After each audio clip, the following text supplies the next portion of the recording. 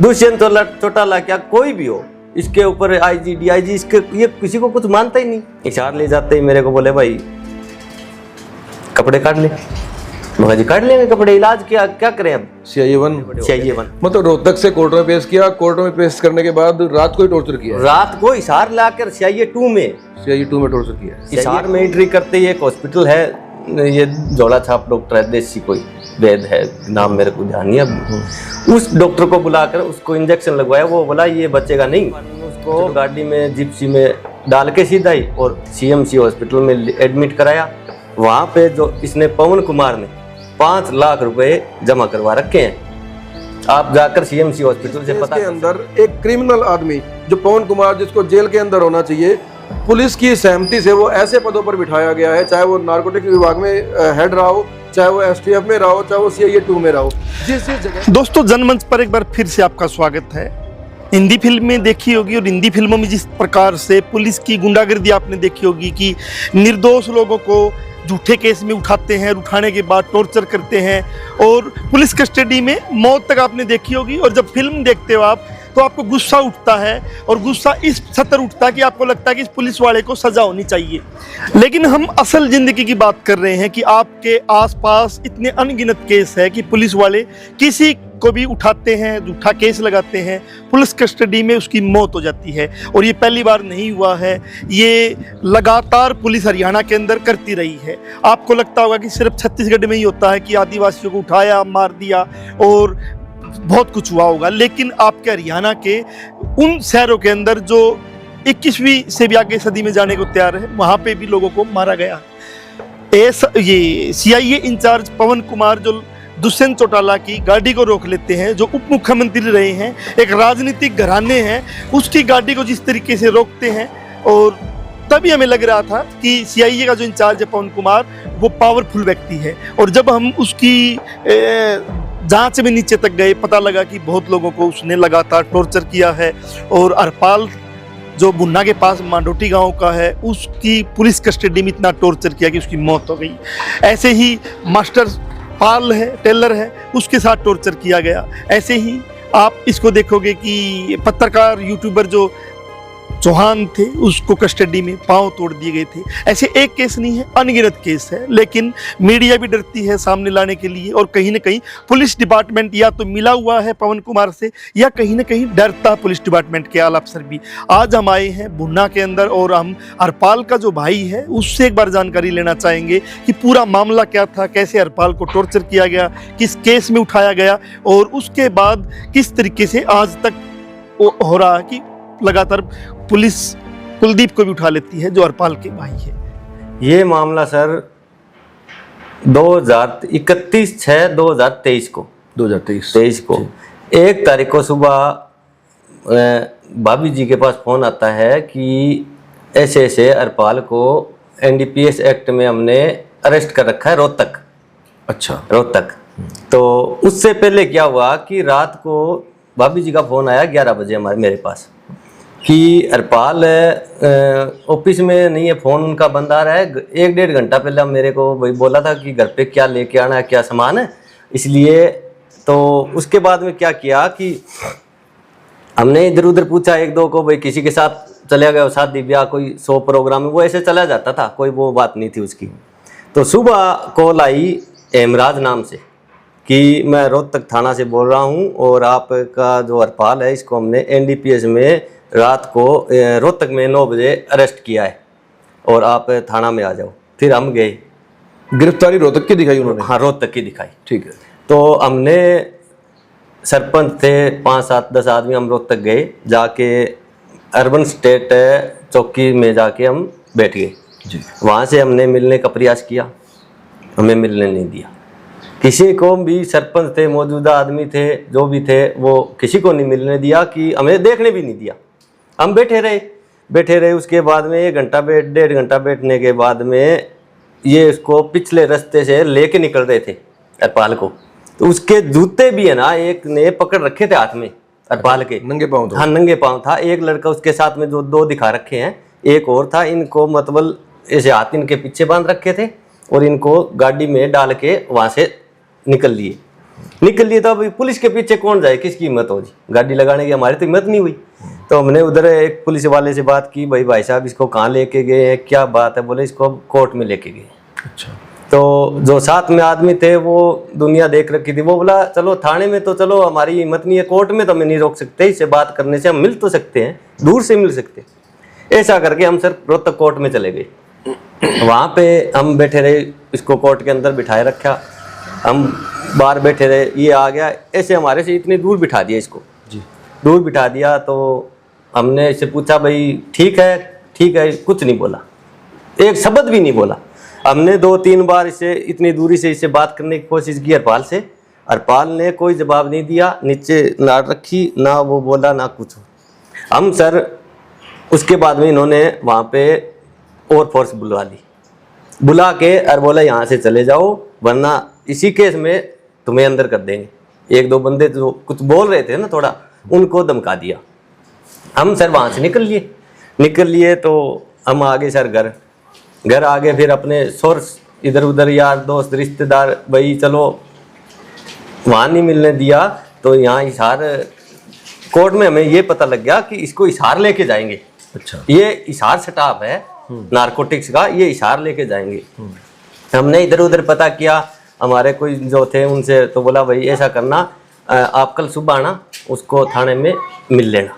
ठीक है, मिल लेना। तो हरपाल ने बस इतनी बात है वहाँ कोर्ट में उस आदमी को कही कि 20-25 लाख रुपए इंतजाम कर ले। वो भी जो भाभी थी ना, वो साथ में खड़ी थी ना, वो इतनी हिम्मत करके वो बोल गया भाई 20-25 लाख रुपए कर ले, इतना कह के चुप हो गया। इतने वो पुलिस वाला है उसके नज़दीक आ गया ना, तो वो चुप हो गया बिल्कुल। तो उधर से हम निकल रोहतक से आ गए, भाई चलो सुबह जाएंगे। हमने जी कुछ झूठी बात नहीं है करनी, हमने कुछ 5-4 लाख रुपए रात को मंगवाए किसी रिश्तेदार से, मंगवा के कोई बीच में बंदा था उसको दे के हमने कहा इसको दे दो, अरे भाई इसको मारा कुट्टी कुछ ना करे, ठीक है, अगर ये सच्चा है इस केस में तो इसको चालान कर दिया, कोई बात नहीं। तो सर हम सुबह उसके लवर कपड़े ले गए और हिसार गए तो वहाँ पे चाय वाले से बैठे रहे, अंदर एक बंदे को भेजा, बोला भाई यहाँ नहीं है, उसको तो वहाँ ले गए झारखंड। हाँ, बोले उसको तो सुबह ही झारखंड ले गए, रात को लेके आए थे, सुबह ले गए। वो आके बोला भाई यहाँ बैठने से कोई फायदा नहीं है, चलो। तो मैंने यही बात कही, मैं कहा भाई साहब आप ऐसा करो, ये कपड़े लवर है, ये कपड़े दे दो, ठीक है, और उसको बोल दियो भाई हम कल आएंगे, हमारे कपड़े उसके कपड़े वो दे दियो, ये कपड़े उसको दे दियो। बोला नहीं कल ही आ जाना। तो चाय वाले से बात की, वो बोला भाई साहब आएंगे तो मिल लेना, ऐसे तो मिलने नहीं देगा। बोली मगर ठीक है जी। हम सर 3 दिन भाभी, मैं, पिताजी, यार दोस्त जितने भी थे, उस भाई के भी, हमने मतलब दिन रात एक कर दी, उससे मिलने ही नहीं दिया, बिल्कुल ही मिलने क्या, उसके दर्शन ही नहीं हुए। हमारा एक रिश्तेदार है सदलपुर से, उसने CMC में अपनी ये जो गाड़ियाँ वैन एम्बुलेंस वगैरह लगा रखी है, तो वो हमारे शादी ब्याह में आता, जानता हमें। उसने हमें 5-6 को कॉल किया कि भाई हरपाल जेल में है कि कहाँ पे है, कहाँ आपको पता है? हमने कहा भाई थाने में बताओ, कभी गए झारखंड ले गए, कभी कहते हैं उसको कहीं ले गए, मिलने तो दिया नहीं। बोले आप ऐसा करो, एक बार CMC में आओ, मेरे तो 95 कमावा है, आप आओ। मैं, पिताजी, 1-2 लड़के साथ में रिश्तेदार गए, आगे गए भाभी और गए, तो उसके मुंह से ना पीला पीला पानी सा, वो मतलब क्या निकल रहा था हमें पता नहीं। हरपाल हॉस्पिटल में था? हॉस्पिटल में था। हमें किसी ने फोन नहीं किया, ठीक है, ना पुलिस ने फोन किया, ना किसी मतलब किसी भी महकमे ने, किसी ने हमें नहीं बताया कि वो उसको ले गई। ये मतलब जैसे 1 तारीख को रात को लेके आई ये हिसार, और 2 तारीख को सुबह 9-9:30 बजे उसको CMC में एडमिट करा दिए इन्होंने।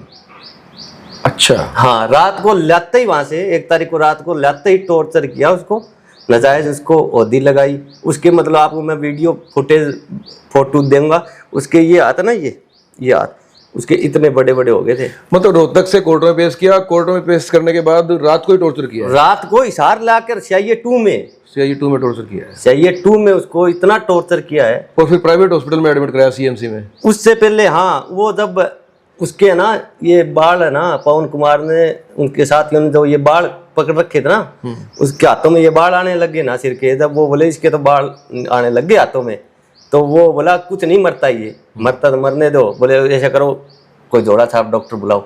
जो अपने हिसार में एंट्री करते ही एक हॉस्पिटल है, ये जोड़ा छाप डॉक्टर है, देसी कोई वैद है, नाम मेरे को ध्यान नहीं है, उस डॉक्टर को बुलाकर उसको इंजेक्शन लगवाया। वो बोला ये बचेगा नहीं। अच्छा, डॉक्टर ने कहा? डॉक्टर ने उसने कहा, बोला ये मेरे बस का नहीं है, इसको बड़े से बड़े हॉस्पिटल में लेके जाना पड़ेगा अगर बचाना है तो। उन्होंने आनंद फानन उसको गाड़ी में जिप्सी में डाल के सीधा ही और CMC हॉस्पिटल में एडमिट कराया। वहाँ पे जो इसने पवन कुमार ने 5 लाख रुपए जमा करवा रखे हैं। आप जाकर CMC हॉस्पिटल से पता कर सकते हो। प्राइवेट अपने खर्चे से? अपने अपने अपने जमा करवाए इस बंदे ने। हमने हमारे से एक पैसा नहीं लिया उस डॉक्टर ने, बोला उसने जमा करवा रखे, रसीदें दे रखी है हमारे को। तो उसने मतलब ऐसा कर दिया डॉक्टर ने भी उस टाइम कि भाई जो कुछ है ना इसका, वो पवन कुमार है, हमारे को तो एंट्री नहीं करने देता था।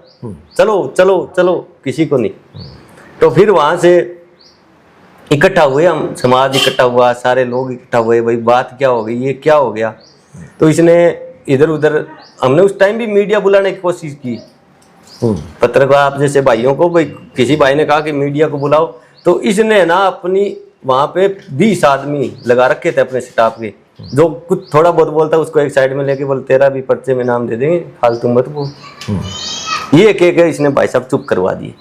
वहां पे हमारा कोई जोर नहीं, हम गए सीधे हाई कोर्ट जाके हमने हमारी इंक्वायरी ऑफिसर जज से लगाई। तो उन्होंने एक जो भी इंक्वायरी ऑफिसर नियुक्त कर दिया कि ये आपको आज मिल जाएगा, ये फीस, हमने फीस जमा करा दी, सारे काम हो गए। वो बात थी 6:30 बजे की शाम को, हाई कोर्ट चंडीगढ़ में खुद गया था।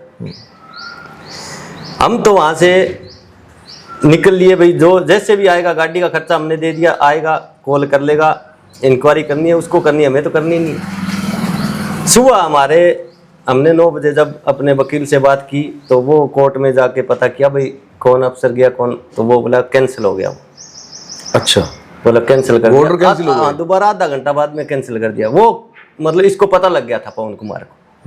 रियलिटी तो ये है कि इसको पता लग गया था कि ये ऊपर से कार्रवाई करवा रहे हैं। ठीक है। तो इसने अपने, इसकी पावर बहुत है भाई साहब। जो टेलर भाई साहब, जो भाई साहब कह रहे हैं ना, वो बिल्कुल सच्ची बात है। महेंद्रपाल जी, हाँ महेंद्रपाल जी जो कह रहे हैं ना, वो बिल्कुल सच्ची बात है। ये मतलब इसके पास ऐसी पावर है कि पता नहीं क्या है क्या नहीं है, कोई किसी की दाब नहीं मानता। क्या करें, वहां से कैंसिल हो गया। तो यहाँ पे डॉक्टरों पे विश्वास नहीं रहता सर। जो डॉक्टर है, मतलब जो बंदा मार के ले आके इलाज करवाए, वो बंदा क्या इलाज करवाएगा। तो सर हमने यहाँ जो अपना SMS हॉस्पिटल है वहाँ पे गए, हमने कहा भाई ऐसे ऐसे उसका इलाज करो। तो वो डॉक्टर है, जब उसने सारे कागज़ तैयार कर दिए, तो सारी बात होने के बाद में जो CMC डॉक्टर है उसने SMS डॉक्टर को बोला कि मैं मरीज तेरे रेफर कर दूंगा, लेकिन ये ध्यान रखना कि तू मेरे को ना फंसा दियो। ये बात बोली है उन्होंने। हमारे जो बीच में बंदे थे, वो ये बात डॉक्टर ने हमारे से नेम धर्म कराया, मेरे से, मेरे बाप से, कि भाई अगर यहाँ इलाज कराओगे आपका बेटा मैं बचा दूंगा, लेकिन डॉक्टर के खिलाफ आपको कोई कार्रवाई नहीं करनी है। तो हमने भी ये नेम धर्म किया कि डॉक्टर को, अगर हमारा भाई बचता है तो हम डॉक्टर के खिलाफ कुछ नहीं करेंगे। लेकिन पवन कुमार, वो बोला हमें पवन से मतलब नहीं, डॉक्टर बोला। हमने कहा ठीक है जी। ये बात होने के बाद के अंदर मतलब उसकी पेशी थी 11/6 को रोहतक की, जो मतलब ये पेशी लगती है। तो वो 8 दिन का रिमांड था, जो वो रिमांड पूरा हो गया उसका 11 को। 11 का रिमांड पूरा होने के बाद में हमने क्या किया कि भाई एक बार CMC हॉस्पिटल से निकले कैसे ही करके, यहाँ हमें कोई मिलना ही नहीं है, कुछ भी नहीं मिला। जो इन्होंने करना था वो कर दिया, जो भी इसके साथ गलत कर रखा था, जो सबूत थे वो इन्होंने, डॉक्टरों ने मिटा रखे। लेकिन कुछ तो मिलेगा। ऐसे करके हमने हमारे वकील रोहतक करके वकील साहब ने किया, भाई मैं पीजीआई का उसका करवा देता हूँ, आप पीजीआई में लाओ, वहाँ के डॉक्टर अच्छे हैं, वहाँ पे इसका जो भी ट्रीटमेंट होगा या जो भी होगा वो बेस्ट होगा। हमने कहा ठीक है जी। तो हमने वहाँ से कोर्ट से ऑर्डर करवा के इसको पीजीआई रोहतक रेफर करवा लिया। कुलदीप जी, एक बात जानना चाह रहा हूँ मैं कि जब रिमांड का टाइम था तब तो उसको टॉर्चर करके हॉस्पिटल में रखा हुआ था, तो जब उसका टाइम पूरा हो गया तो कोर्ट में पेश करना होगा। हाँ, ये बात आपको बता। तो उस टाइम हम कोर्ट में खड़े थे। हाँ जी, ठीक। तो पुलिस कोर्ट में लेके गई होगी उसको। हाँ, यही तो बात बता। हम कोर्ट में खड़े, पवन कुमार आया, इसके साथ में 2-3 इसके जो बंदे थे वो आए, सिविल वर्दी में थे कोर्ट में। इनके कोई ड्रेस का कोई वो नहीं है इनका, ना ये पहनता है बंदा, ना ये दाम मानता किसी का। अभी मैं आपको जो अभी अपने सिद्धांत जैन है एसपी साहब, अभी उनके पास में बैठा उनकी मीटिंग में बगैर वर्दी के दिखा देता हूँ आपको मैं, मेरे पास फोटो है, आपको दिखा देता हूँ। ये वहीं पे नहीं पहनता, ये कोर्ट को क्या मानता, कुछ नहीं मानता है। इसने क्या किया, जज साहब के सामने जाकर बोला जी भाई, वो बोले भाई हरपाल सिंह वगैरह, बोला जी हरपाल सिंह की तो तबीयत ठीक नहीं है, तो उसको वहाँ पे इलाज चल रहा है उसका, तो वो नहीं लेके आए उसको। तो डॉक्टर साहब बोला भाई वो क्या तबीयत, बोल नहीं वैसे उसको दौरा आ गया, वैसे नॉर्मल ही बात है। तो डॉक्टर साहब बोला उसके हाथ पैर हिलते हैं, बोला नहीं जी। तो बोलता है, बोला नहीं डॉक्टर साहब, जज साहब ने, सॉरी जज साहब ने कहा कि भाई उसके हाथ पैर हिलते हैं, बोला नहीं। तो नॉर्मल कैसे है, बंदा बोलता है, बोला नहीं। तो नॉर्मल कैसे है, क्यों, हमने वो हमारा वकील खड़ा करके लगा रखी थी भाई, इसने ऐसे ऐसे उसको टॉर्चर करके और पानी में डुबोया उसको, जो भी किया है इसने कोमा में कर दिया उसको।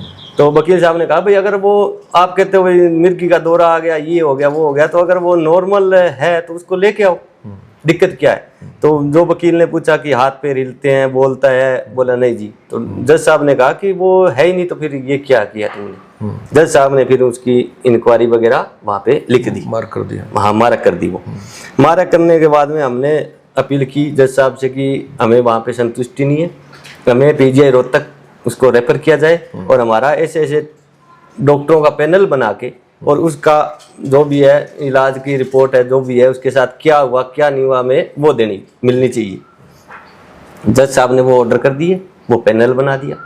वहाँ पे 2 महीने रहा, ठीक। वो 31/8 को एक्सपायर हो गया हॉस्पिटल में ही। क्या करता था हरपाल, बिजनेस क्या था, काम क्या था, जो उस पर आरोप लगाए गए नारकोटिक्स के, यानी कि ड्रग्स के हो गए ना। हाँ बिल्कुल। तो काम क्या करता था। अभी यही बात आप लो कि जो बंदा 5 किलो अफीम, 5 किलो 800 ग्राम अफीम खरीदता होगा, वो कोई पहली बार तो नहीं खरीद सकता कोई बंदा, वो तो पुराना ही बंदा होगा जो इतनी इतनी डीलिंग करता होगा। ये बात तो आप सभी मानते हैं, ठीक है। आप उस हरपाल सिंह का रिकॉर्ड उठा के देखो कि कभी उसके 1 ग्राम, कभी उसके मतलब कोई किसी के साथ में भी बैठा हो, नशे वाले के साथ में, या वो नशा करता हो, कभी भी लिया भी हो उसने, तो भी आप हम जुम्मेवार हैं उस चीज के। आप ये कह रहे हो कि उसकी कोई क्रिमिनल बैकग्राउंड कोई उसका रिकॉर्ड नहीं है, उसको 5 किलो 800 ग्राम में इसी ने नजायज फतेहबाद से उठाया उसको भाई साहब। तो फिर ऐसा क्यों हुआ कि उसकी कोई क्रिमिनल बैकग्राउंड हिस्ट्री नहीं है, वो नशे का काम भी नहीं करता था, तो ऐसा क्या हुआ। उसके कारण है, लेकिन वो कारण हम अभी उजागर नहीं कर सकते, हमारी थोड़ी मजबूरी है उसमें। अगर वो अभी आपके सामने ऐसे कर देंगे तो वो इसको भी हमारे से गलत कर देगा, मतलब वो फिर हमारे सबूत खराब हो जाएंगे। ठीक है। कारण थे उसमें, कारण इसके परिवार का, जोगिंदर, इसके पवन के, इनके है वो। अच्छा, कोई व्यक्तिगत रंजिश। हाँ, इसकी भाई की थी, भाई के साथ में इसके हैं पवन के, उनकी थी कोई, उनके कहने से ही सारा ये गेम रचा। मतलब सारा केस ही झूठा लगा दिया। ये बिल्कुल झूठा लगाएगा। ठीक है। हाँ, ये तो आप हरपाल की FIR पढ़ो, उसमें क्या दिखा रखा है। अब आप ये देखो कि आप तो अफीम लेके आते हो, ठीक, और दोषी मैं हूं, पकड़े आप दोनों गए हैं, दोषी मैं हूं, लेके आप आए हो, तो लेके आने वाला दोषी होता है, लेने वाला दोषी होता है। दोषी तो दोनों ही है, लेकिन लेके जो है वो ज्यादा होता है ना। इन्होंने FIR में भी सीधा ही लिख दिया कि हमें तो उसके पास तो कुछ मिला ही नहीं। जो रवि रंजन है, जो झारखंड का लड़का दिखा रखा है इन्होंने, 2 लोग गिरफ्तार हुए थे। जो झारखंड का लड़का है, वो तो कनेक्टर सीट पे बैठा है, ये बस स्टैंड के सामने गाड़ी में बैठा है, और बैग इसकी जांघों में है। ठीक है। हमें 5 किलो 800 ग्राम अफीम हरपाल के पास से मिली, उसका तो कोई लेना देना ही नहीं था। रवि रंजन से पहले कोई जानकारी थी हरपाल की? नहीं नहीं, या आपके परिवार की? नहीं नहीं, हमारा कोई लेना देना ही नहीं, उस जानते लड़के नहीं से, थे उससे? कभी नहीं जानते। ठीक है। ये इन्होंने उसको कहाँ पकड़ा, रवि रंजन को कैसे इसको इन्वॉल्व किया, ये तो घर जा रहा था ऑफिस से। आप ऑफिस में पता करो, कोई अगर सच्चाई निकालना ऑफिस कहाँ था इनका? फतेहाबाद है। अच्छा। अपने जो ये ट्रक यूनियन है इसके सामने ऑफिस है, अभी भी है। क्या काम करते थे? हमारा काम है गाड़ियों का। हम डीसी रेट पे गाड़ियां देते हैं, जैसे पंचायत को हो गया, एसपी ऑफिस हो गया, कोर्ट में हो, हाँ, जैसे किसी भी महकमे में, बिजली बोर्ड में हमारी गाड़ियां अभी भी चल रही है। हमारा धंधा तो था वो, लेकिन इस बंदे को कोई दिक्कत होगी, वो छोटी सी बात पे इन्होंने इसको मतलब वो कर दी। अच्छा, जब डेथ हो गई वहाँ पे, हाँ, तो उसके बाद पता लगा कि इसके खिलाफ एफआईआर हुई पवन के खिलाफ? उसके बाद में एफआईआर तो क्या आसानी से हुई, ये तो भाईचारा था, समाज था, लोगों का उसके साथ इतना अच्छा व्यवहार था कि आप अगर उसकी अंतिम यात्रा देखो ना तो आप कहोगे वाकई में वो कोई आदमी था। अगर कोई गलत आदमी होता तो भाई साहब कोई नहीं जाता, किसी के जाता, कोई नहीं जाता। उस बंदे को इसने मतलब इतना वो कर दिया कि क्या बताएं आपको। इस बंदे ने ना उसकी ऐसी रंजिश निकाली हमारे साथ, तो पता नहीं क्या सिस्टम कराया इसने, ऐसा मतलब घर ही नाश कर दिया हमारा, बहुत गलत। तो जो एक बात कही थी उन्होंने अपने वाइफ को कि 20-25 लाख का को जुगाड़ कर लेना, तो वो सेटिंग नहीं बन पाई? वो हमारी सेटिंग नहीं बनी। हमने जो 5-7 लाख रात को दिए थे ना, वो पैसे हमारे वापिस आ गए। अच्छा, हाँ, ठीक है। वो पैसे हमारे वापिस आ गए। उसमें क्यों इसने पैसे इसलिए नहीं उठाए कि वो कर दिया इसने, नुकसान कर ही चुका था। नुकसान इसको तो पता ही था, नुकसान हो गया, वो एडमिट कर रखा है, पैसे ये ले कैसे पैसे, समझ गया? ठीक बात है। तो एफआईआर कैसे हुई फिर? हमारी एफआईआर ऐसे हुई कि हमने डेड बॉडी लेने से मना कर दिया। अच्छा, ठीक है। 2 महीना वो वहाँ पीजीआई में तड़पता रहा, हम परेशान रहे, सारा काम हुआ। फिर एफआईआर तो इसने बहुत मुश्किल से, उस टाइम क्या था, अपने मुख्यमंत्री जी जम्बेश्वर मंदिर में आने थे, इशार उनका प्रोग्राम था, तो हमने मनोहर लाल खट्टर? हाँ, मनोहर लाल खट्टर जी आने थे। तो हमने, हमारे समाज ने, भाईचारे ने, पूरे मतलब फतेहाबाद जिले के, हिसार जिले के जो गांव है हमारे, जो है रिलेटिव, उन्होंने यही कहा कि डेड बॉडी अपन नहीं लेंगे, अगर डेड बॉडी लेके आनी है तो बिश्नोई मंदिर के आगे, मुख्यमंत्री के आगे रखेंगे। तो ये बात इनको पता थी भाई ये काम होगा अब। तो उसी प्रेशर में हमारी ये एफआईआर, इन्होंने ऑनलाइन नहीं की एफआईआर, पुलिस ने ऑनलाइन नहीं की, बाद में एफआईआर तो काट दी, लेकिन उसको ऑनलाइन नहीं की, कैंसिल कर दी इन्होंने।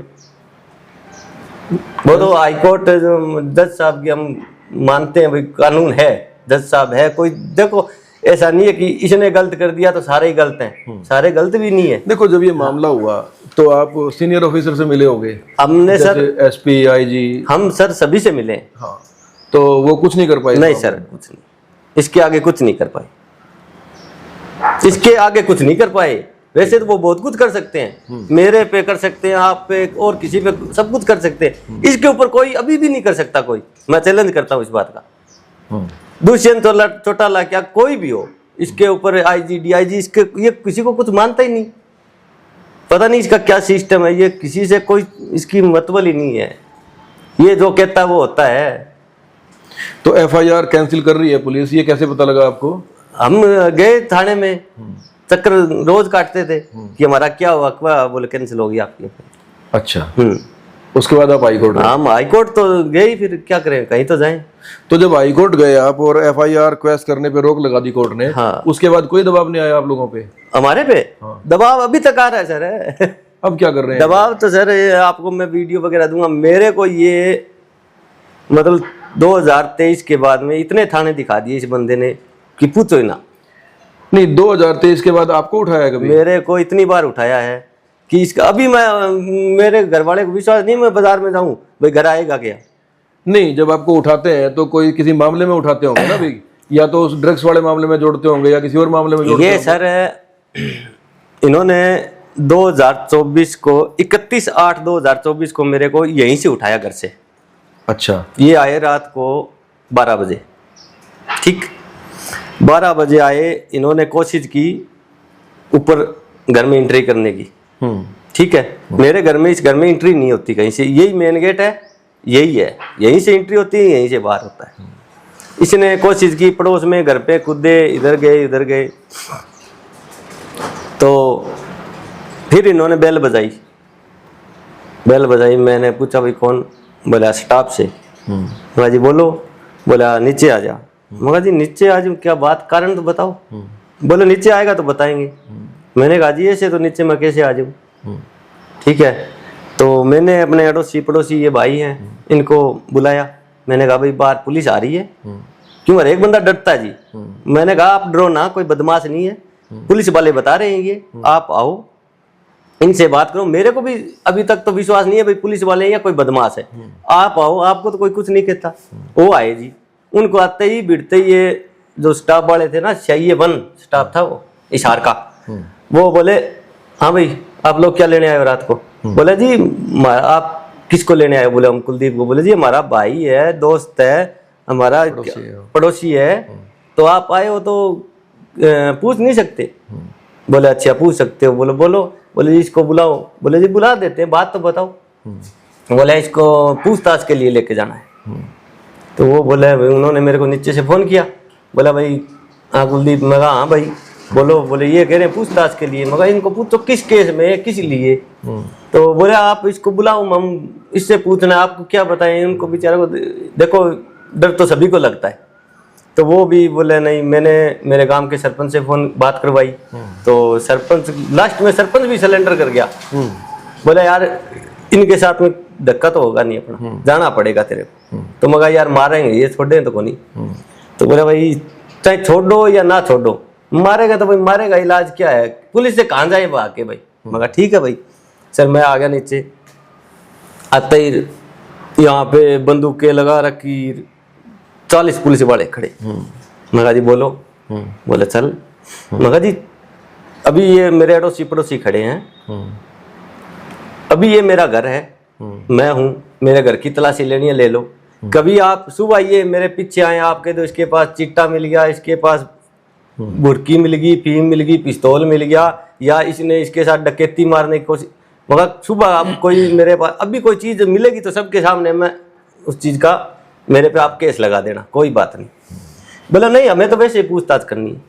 तो मगा जी हमारे बुन्ना में भी औलाद है, थाना है, अब मेरे को वहां पे रोक दो, अगर आपको डर है भाई मैं भागूंगा, आप मेरे को वहां पे रोक दो, सुबह आके मेरे से वहीं पूछताछ कर लेना। बोला नहीं तू चल गाड़ी में। मेरे को गाड़ी में बिठा लिया। गाड़ी में बैठते ही सर यहाँ से 2-1 किले चले होंगे। गाड़ी में जो बैठे थे ना स्टाफ वाले, उन्होंने फोन करके पीके सर उठा लिया, पीके सर उठा लिया। पीके बोलते हैं क्या पवन कुमार? मेरे को नहीं पता सर। अच्छा। मेरे को पता नहीं भाई इसी को बोलते हैं या किसी और को बोलते हैं। ये बात कह के उन लड़कों ने मेरे को ले गए सर इशार ले जाते ही मेरे को बोले भाई कपड़े काट ले। मगर जी काट लेंगे कपड़े, इलाज क्या करें अब? चाहिए 1। मैंने कपड़े निकाल दिए, अवलात में मेरे को बिठा दिया। सुबह मेरे को 11 बजे 10 बजे कोई ASP बता रहे थे। अब मैं तो इतनी मेरे को नॉलेज भी नहीं है, तो वो उनके सामने पेश कर दिया। बोले हाँ भाई तुम बंदे बनो, ये करो, और ये क्या कर रखा है तुमने? मगर जी क्या कर रखा है? हमने तो कुछ नहीं कर रखा। बोला ये है वो है, तू PO है, तेरे पे 25,000 रुपये का इनाम है। मगर जी मेरे पे इनाम किस चीज़ का, किस केस का? बोला तू PO है, ये वो मेरे को कुछ नहीं बताया। वो ASP बोलता है? हाँ SP और CIA इंचार्ज। मगर जी है तो सर आप अभी है, आप लगा दो जो है, मेरा तो कोई ऐसा है नहीं, लेकिन अब आपके पास कोई आ गया अलग से तो आप मेरे को, आपके खिलाफ है कोई मामला? नहीं सर, कोई मेरे मुकदमे थे मेरे पे, लेकिन इस मैटर का जो 25,000 का बदमाशी का भागने का पुलिस से मेरा कोई नहीं है कभी भी। ठीक है। हमारा पारिवारिक झगड़े हो रहे हैं, उसमें मैं 307 का मैंने जेल भी काट रखी है, ये बात नहीं है भाई जेल नहीं काट रखी, मेरे पे भी मुकदमे 2006 के मुकदमा था, हमारा पारिवारिक झगड़ा हो गया, उसमें गोली लग गई, तो वो तो चलो होती है, सभी की होती है, वो कोई बात नहीं है।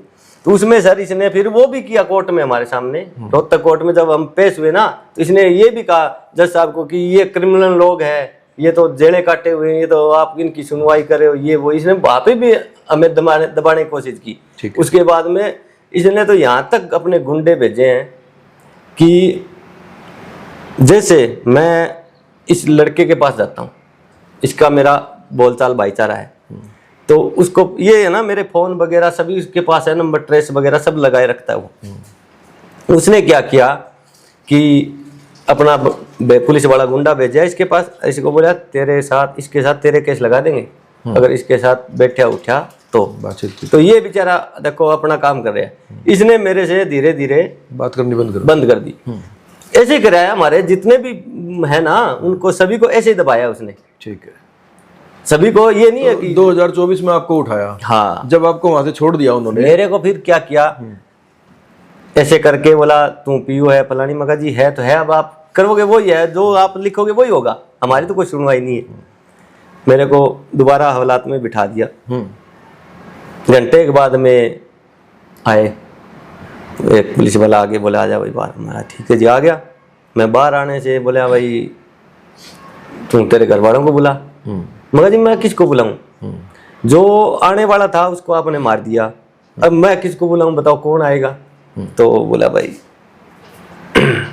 नहीं किसी को तो बुलाना पड़ेगा। मगर मैं किसको, आप उठा लिया हो किसी को, जैसे मेरे को ले आओ, किसी और को उठा लिया हो, घर वाला है मेरा बाप है उसको उठा लिया हो। तो सर फिर इन्होंने अपने सोर्स लगाए, मेरी सिस्टर है सार, तो वो दामाद जी को पता नहीं इन्होंने कहाँ से पता किया कहाँ से नहीं, उसको लेके आई। कोई एक बंदा और था इनका जो आने जाने वाला, उसको लेके उनको लेके आए, उनसे साइन वगैरह करवाए, मेरे को छोड़ दी। ठीक है। छोड़ दिया, मैं मेरा घर आ गया। तो उसमें क्या था, अगले मंथ में तारीख थी हाई कोर्ट, एक मंथ पहले उठा लिया। अब क्या किया इसने, पिछले साल 9वें महीने की 25 तारीख को 2025 में इसने क्या किया, हमारा एक पड़ोसी भाई है, लाइटों की दुकान करता है, उसका मेरे पास फोन आया कि भाई ऐसे यार अपने को फतेहाबाद चलना, गाड़ी लेके आना है। मेरे घर के आगे गाड़ी खड़ी है, वो गाड़ी लिया, दूसरी गाड़ी लेके आनी है। मगर यार अभी तो शाम का टाइम हो गया, मैं घर पे था, मगर अभी तो 7:30 हो गए यार, सुबह चलते हैं। बोले यार भाई सुबह गाड़ी भेजनी है और आजा। तो देखो जी जाना आना पड़ेगा, घर पे रहने से काम नहीं चलता। मैं उसकी गाड़ी उठाई, मैं उसकी दुकान पे चले गया। मैंने दुकान के बाहर खड़ा हो गया, मैंने फोन किया, मगर यार तू यहाँ कहेगा मेरे गाहक आ रहे हैं और आ रहे हैं, अरे लेट हो जाएंगे, चल जल्दी। वो बोले यार तू ऐसे कर 2 मिनट दुकान में आ जा। मगर यार मैंने भी ये सोचा कि गाड़ी में बैठने से अच्छा इसको जाके जल्दी लेके आ जाएगा। मैं दुकान में गया, जैसे दुकान में एंट्री करी, मेरे बाहर के हो गए 3-4 बंदे। मैं बोला भाई, मैं तो डर गया एकदम, मगर पता नहीं क्या चक्कर हो गया। मगर कौन भाई क्या बात, उन्होंने किसी ने यहाँ से पकड़ लिया कहीं। बोले हाँ कुलदीप, मगर हाँ जी। बोला आत्माराम का, मगर हाँ जी। बोले आजा, मगर कहाँ, मेरे में कोई लेन देन आपका, कौन हो आप। बोले हम स्टाफ से। मगर कौन से स्टाफ से। बोले हिसार से। मगर हिसार से, मगर जी क्या बात होगी, इतने तो गाड़ी आ गई, स्कॉर्पियो बगैर नंबरों की स्कॉर्पियो। आगे दुकान में मेरे को गाड़ी में डालिया, लेके मेरे को अपने नाटोडी रोड की तरफ ले गए। 2025 में तो ये CIA का इंचार्ज बन गया था, CI 2 का। हाँ है ना। हाँ 2 ये वो बता तो हिसार से ये करते रहे थे, लेकिन वो बंदे जब हम उनका पीछा किया, पता किया ना, तो वो बहादुरगढ़ STF से थे। मैं आपको उनकी वीडियो फोटो दूंगा, आप पता कर लेना कि वो कौन से अफसर थे, या कोई अफसर उनकी इंक्वायरी करना चाहता है तो वो पता कर देगा भी वो कौन से अफसर है, या हम जुटे या वो जुटे। तो सर उन्होंने मेरे को डाल लिया, गाड़ी में ले गए, मेरे को ले जाके नाडोडी रोड पे गाड़ी साइड में लगा के, उसमें एक बंदा बैठा रहा, बाकी सारे उतर गए। मेरे को बोला भाई क्या चाहते हो तुम। मैं कहा जी कुछ नहीं। बोला अगर पैसे लेने हैं तो बोलो। अच्छा।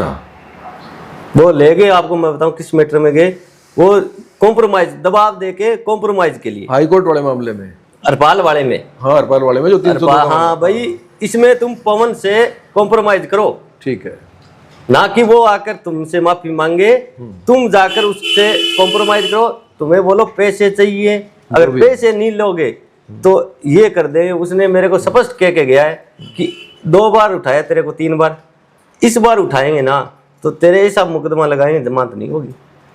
कह के गया मेरे को, और लगाएंगे, पक्का लगाएंगे।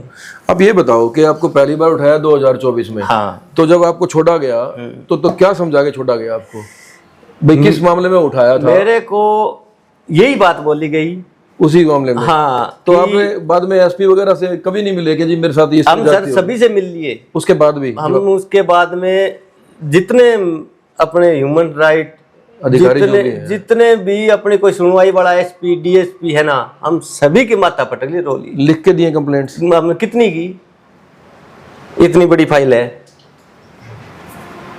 कितने के दें बताओ आप, किस किस को लिख के, जो भी नया अफसर आता हम तो उसको जाके दे देते हैं, भाई हमारी कोई सुनवाई करो। लेकिन आज तक किसी अफसर ने, यहाँ पे घर पे आके धमका के जाते हैं, ये नारकोटिक्स वाले घर पे आए मेरे। अच्छा ये बताओ, जो दुकान पे आपके पड़ोसी ने बुलाया, हाँ, तो यानी आपके पड़ोसी ने धोखा किया आपके साथ? ये तो हम तो समझते हैं इस बात को, ये तो इनकी राजनीति थी पवन की। क्यों? ये जैसे ये रात को 12 बजे आए, मेरे पड़ोसी आ गए, ठीक है। इसने क्या किया, भाई इसको उठाओ, इसके पड़ोसी के तरफ उठाओ, तो ये झगड़ा तो करेगा पड़ोसी के साथ। हर बंदे को गुस्सा आता है, लेकिन हमें इस चीज की समझ है। आप जैसा कोई गाइडेंस करने वाला है, वो बोला नहीं ये नहीं करना है पड़ोसी। हाँ भाई, पड़ोसी के साथ बिगाड़ने से ये तुम्हें कभी भी उठा के ले जाएगा। कौन कहेगा, कौन आएगा? कोई नहीं आएगा। तो उस पड़ोसी की भी गलती क्या जी, पिस्तौल लगा के तो कोई भी किसी को भी कहीं भी बुला ले। मेरे कोई लगा दे तो मैं आपको बुला दूंगा, आओ जी। मजबूरी है, अपनी अपनी सबकी मजबूरी, मजबूरी का फायदा उठाया। तो उन्होंने, मैंने कहा जी पैसे आप कितने के दे दोगे? अच्छा, कितने के पैसे दे दो? वो गया धरती से। आज की टाइम उसकी प्रॉपर्टी, अगर उसके दादा लाई प्रॉपर्टी की बात करो ना, तो भी 10 करोड़ की प्रॉपर्टी हरपाल अकेले की है, ठीक है। कितने के पैसे दे दोगे? और पैसे से भाई बेचना है, वापिस तो नहीं आएगा वो। फिर क्या हो जाएगा? हम तो वो लगाने चाहते हैं, अगर कोई कहे तो हम तो 10-20 किले हमारे आते हैं, वो लगा देंगे। कोई सुनवाई करता हो तो तू मगा हमने देने की कहे, बोला तो फिर तेरे केस लगेगा, और ऐसा लगा देंगे कि तेरी जमानत ही नहीं होगी। मगा नहीं होगी, नहीं मर जाएंगे, मारोगे और क्या। तो अभी अगली तारीख, अभी ये अगले मंथ में, इसी महीने में वकील भाई? हाँ, इसी में 24 में। हाँ, तो वकील क्या बोल रहा है, कुछ होएगा इसमें? देखो अभी न्यायपालिका ही जो करेगी वही करेगी, उसी पे हमारी तो उम्मीद उसी पे है सर। न्यायपालिका, ये पुलिस प्रशासन तो हमने देख लिया, ये तो केस लगा सकते हैं झूठा। अगर 10 साहब झूठा काम नहीं करेंगे, वहां तो इंसाफ मिलेगा ही, कहीं तो मिलेगा नहीं। जज ने भी तो फिर आपकी जो एक इंक्वायरी की टीम बनाई थी वो कैंसिल कर दी थी। वो कर दी थी, लेकिन अभी हर बंदा तो वो नहीं होता ना, हर बंदा वो नहीं होता। हर बंदा तो किसी का प्रेशर, कोई तो सच्चाई मानेगा है, कहीं तो भगवान है ही। कुलदीप से बातचीत करके मतलब एक खौफनाक मंजर नजर आता है कि एक आम आदमी के पास कोई रास्ता नहीं है इस पुलिस सिस्टम में।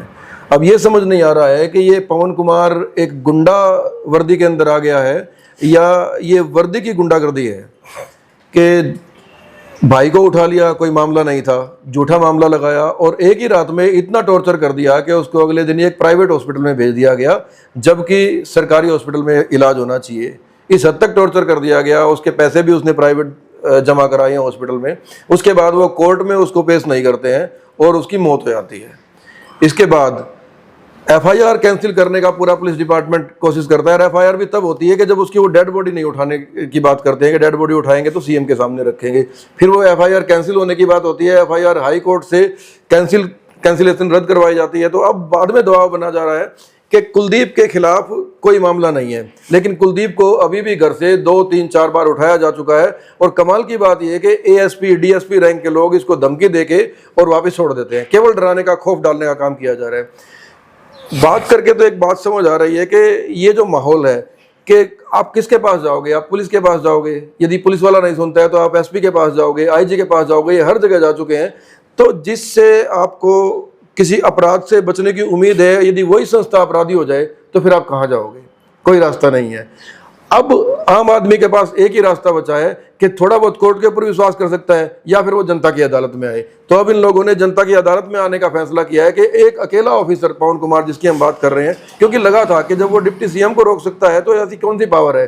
अभी हमने देखा कि पत्रकार संजय चौहान को अरेस्ट कर लिया गया, मामला झूठा था, टांग तोड़ दी गई, कोर्ट में प्रूव हो गया कि किसी और का एक्सरे करा दिया गया था। ऐसे ही हमने रतिया के टेलर मास्टर महेंद्र पाल की कहानी आपको दिखाई है कि उसको अवैध मामले में उठा लिया गया, कोई मामला ही नहीं बनता था और इतना टॉर्चर किया गया उसको, और आज तक जो उसने कंप्लेंट की थी उस पर कोई एक्शन नहीं अभी हुआ। आपको सर हरपाल के मामले में ये हुआ कि हरपाल को गलत मामले में उठा लिया गया। ये अभी इसलिए नहीं बता रहे हैं असली मामला, क्योंकि कहीं ना कोर्ट का केस ना खराब हो जाए। लेकिन ये बात पक्की है कि वो आदमी नशे का काम नहीं करता था, उसका गाड़ी किराए पे देने का काम था सरकारी डिपार्टमेंट्स के अंदर। उसको उठा लिया गया और इतना ज्यादा टॉर्चर किया गया कि वो मार दिया गया। और कमाल की बात देखिएगा कि संजय चौहान भी कोई आम आदमी नहीं है, पत्रकार है, यानी समाज में उसकी एक पहचान है। 5, 7, 20, 50, 100 लोग उसको जानते होंगे। ऐसे ही मास्टर जो वो हैं अपने टेलर जी, जो महेंद्र पाल जी हैं, वो भी एक आम आदमी नहीं है। वो पुलिस वालों की यूनिफॉर्म बनाते हैं, तो यानी पुलिस डिपार्टमेंट में उनकी जानकारी है। जैसे हरपाल की बात करो तो हरपाल का भी समाज में एक अच्छा खासा हिसाब किताब था, रुतबा था, उस आदमी को उठा लिया गया। तो जब ऐसे आदमियों को उठा के इस हद तक टॉर्चर किया जा सकता है एक पवन कुमार के द्वारा, तो किसी बिल्कुल आम आदमी का तो पता भी नहीं लगेगा कि मार के कभी फेंक दिया जाए। इन जैसे लोगों में ये एक सहमति बन गई है कि वो उठाएगा, मारेगा तो मारेगा जी, वो किसी की मानता तो है नहीं, सरकारी अधिकारी उसके कुछ क्या करेंगे नहीं।